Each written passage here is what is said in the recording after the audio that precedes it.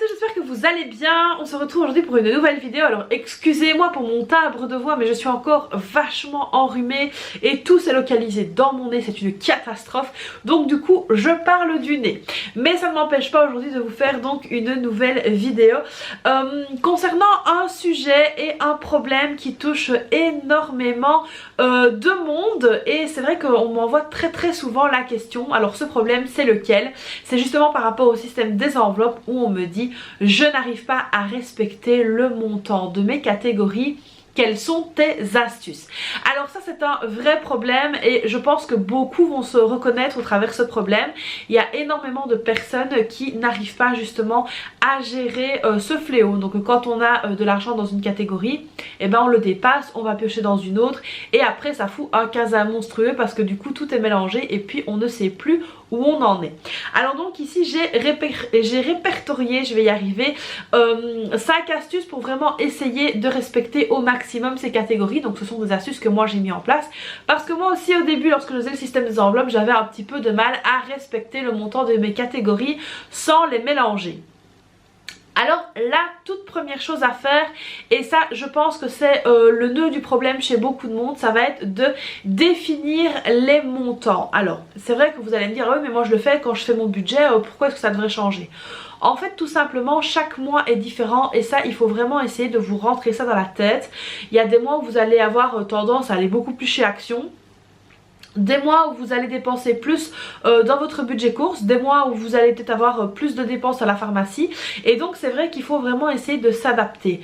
Alors il se peut que vous ayez tout le temps le même montant et que ça roule très bien et puis il y a des mois où ça se peut que ce soit différent. Donc moi ici je vous incite vraiment mais vraiment à essayer de vous caler entre guillemets sur le mois d'avant, essayer de faire des prévisions pour le mois qui arrive pour essayer d'avoir un montant quand même le plus proche de la réalité possible. Alors si vous commencez le système des enveloppes, évidemment il va être nécessaire de reprendre tous vos relevés bancaires pour savoir un petit peu ce que vous avez comme dépenses par rapport à votre catégorie. Donc savoir combien vous allez dépenser en nourriture, est-ce que vous allez souvent chez Action ou pas, quelles sont vos dépenses en beauté, en santé, etc. pour essayer vraiment que ça colle le plus à la réalité. Comme je l'ai dit, attention. Et là j'attire vraiment votre attention là-dessus, rien n'est fixé dans le marbre. Il faut aussi avoir cette faculté d'adaptation pour pouvoir justement bien réussir ce système des enveloppes, ce qui n'est pas une mince affaire. La deuxième chose que je peux vous conseiller donc pour vous aider au maximum, ça va être l'identification des catégories. Alors c'est vrai que parfois il y a des personnes qui vont me dire bah tiens moi dans le divers je prends pour la maison, je prends pour ci, je prends pour ça, pour l'école, etc. Alors attention aussi à bien définir les catégories sans pour autant faire trop de catégories. Ça c'est hyper important aussi parce que plus vous allez avoir de catégories, plus l'argent va être dispatché et plus vous risquez de vous emmêler les pinceaux. Donc attention à ce niveau là, mais il est nécessaire aussi de bien définir les catégories pour justement éviter de piocher à gauche, à droite et que la catégorie dans laquelle vous devez aller piocher soit vraiment réaliste, colle vraiment à la réalité. Donc j'espère que vous voyez ce que je veux dire. Si par exemple vous avez une catégorie voiture, bah, peut-être que c'est pour laver la voiture, peut-être que c'est pour le carburant, etc. Ne faites pas une enveloppe carburant, voiture, enfin vous voyez un petit peu le délire. J'espère que vous voyez d'ailleurs ce que je dis parce que parfois j'ai l'impression que je parle et que c'est pas super clair. Mais il faut vraiment essayer que la définition de la catégorie colle le plus à votre réalité, à vous. La troisième astuce, qu'est-ce que c'est? Ça va être de prendre des notes. Alors ça vous allez peut-être vous dire qu'est-ce qu'elle raconte là? Moi tout au long du mois et de tous les mois en fait j'ai un petit cahier qui est juste là au-dessus et en fait dans ce petit cahier je vais noter, ben voilà, par exemple ce mois-ci attention il y avait ça que j'avais oublié peut-être et donc à faire attention pour l'année prochaine. Voilà par exemple ici grâce à la prise de notes que j'ai fait pendant le ramadan on s'est rendu compte qu'on avait vraiment dépassé notre budget en tout genre et on s'est dit que pour l'année prochaine il faudrait qu'on mette en place une enveloppe ramadan. Donc ça c'est grâce aux petites notes que j'ai pris. Alors par exemple quand il y a les photos de classe, là je suis venue renoter en fait les différents montants des photos individuelles, des photos de classe, des photos de famille, etc. J'ai renoté les montants, comme ça je vais savoir que par rapport à l'année prochaine, si c'est un peu plus c'est pas grave, mais je saurai un petit peu budgétiser cette dépense là. Donc voilà, c'est vraiment prendre des petites notes sur des petites choses que vous ne devez pas oublier.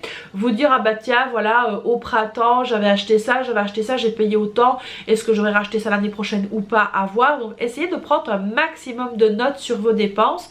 Alors si je vous montre là pour l'instant mon suivi de dépenses, ben en fait il y a plein de notes parce que j'annote plein de choses, parce qu'il va falloir que à un moment donné après les vacances on revoie encore une fois notre budget, parce qu'on aura des adaptations à faire suite à des nouveaux projets qui vont arriver. Et donc du coup c'est vrai que là en ce moment je suis en pleine prise de notes et je trouve que c'est vraiment hyper intéressant et hyper intelligent même de prendre des notes pour justement pouvoir bien catégoriser et bien définir les montants de nos catégories. Alors ensuite la quatrième chose, ça va être justement ce suivi de dépenses plus l'analyse. Alors qu'est-ce que j'entends par là? Le suivi de dépenses est quand même hyper important, que vous le fassiez sur le PC ou que vous le fassiez dans le budget pour tous. Il est très important de suivre vos dépenses et de renoter vos dépenses. Il ne suffit pas d'imprimer vos relevés de compte bancaires et vous dire oh, tiens ça c'est bon, c'est fait. Non, c'est vraiment hyper important de checker chacune de vos dépenses pour savoir ah bah tiens je suis allée dans tel magasin, j'ai dépensé autant, pourquoi? Qu'est-ce que j'ai fait avec cet argent là? Et puis vous allez évidemment vous remémorer un petit peu les dépenses que vous avez faites. Alors vous allez aussi pouvoir vous rendre compte, est-ce que c'était des dépenses très utiles, est-ce que c'était des dépenses utiles, ou est-ce que c'était des dépenses satisfaisantes, ou alors est-ce que c'était encore des dépenses complètement inutiles. Donc ça c'est vraiment hyper important aussi de voir un petit peu pour identifier justement vos lacunes. C'est ça qu'on va parler d'analyse, c'est d'analyser vos dépenses. Quel courant de dépenses est-ce que vous avez fait? Est-ce que vous avez dépensé quand vous étiez fatigué? Est-ce que ce sont des dépenses entre guillemets pansements parce que vous avez une mauvaise nouvelle ou que vous n'étiez pas au top de votre forme et que du coup vous avez dépensé pour vous faire du bien? C'est vraiment hyper important d'analyser en fait le type de dépenses que vous faites et quand vous le faites. Attention, je ne juge personne, moi aussi lorsque j'ai un coup de mou, et là c'est le cas pour le moment, j'ai tendance aussi à dépenser un peu plus, à vouloir me faire un peu plus plaisir. Donc il faut aussi faire très attention au coup de mou parce que ça peut très vite faire dérailler votre budget. Alors la cinquième et dernière chose, c'est ce que je viens de vous dire, c'est donc d'identifier les lacunes. Alors quelles sont les catégories dans lesquelles vous avez le plus difficile et pour quelles raisons? Par exemple, moi je sais que ce qui me pose vraiment problème en ce moment c'est mon budget course. Alors bon, tout le monde n'a pas les mêmes soucis, hein, ça je n'en disconviens pas.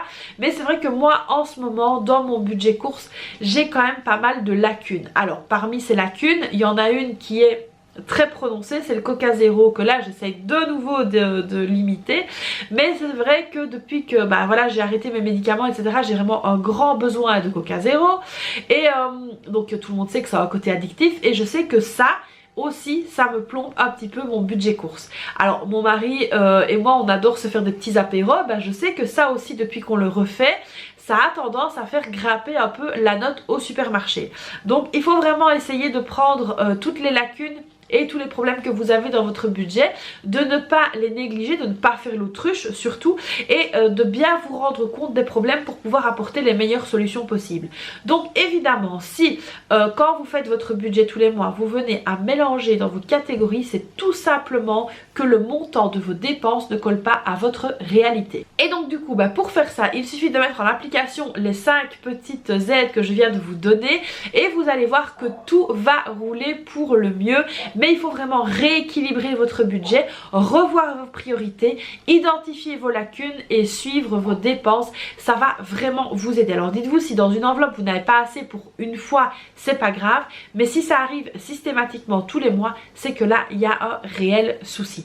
Donc voilà, j'espère ici que cette petite vidéo assez rapide vous aura aidé à voir un petit peu plus clair sur ce fameux problème très récurrent que je vois de plus en plus souvent au niveau du groupe Facebook, etc. et de vos sollicitations, parce que vous êtes très nombreux à me poser la question. J'espère donc que ça vous aura aidé, que ça aura répondu à vos questions et que grâce à cette petite vidéo, vous allez peut-être pouvoir arrêter de mélanger vos catégories. Donc voilà, j'espère que cette vidéo vous aura plu. Comme d'habitude, vous n'hésitez pas à la liker, à vous abonner à la chaîne, activer la petite cloche, à me laisser un petit commentaire. Et puis moi, je vous fais plein de bisous et je vous dis à très vite pour une prochaine vidéo. Bye bye!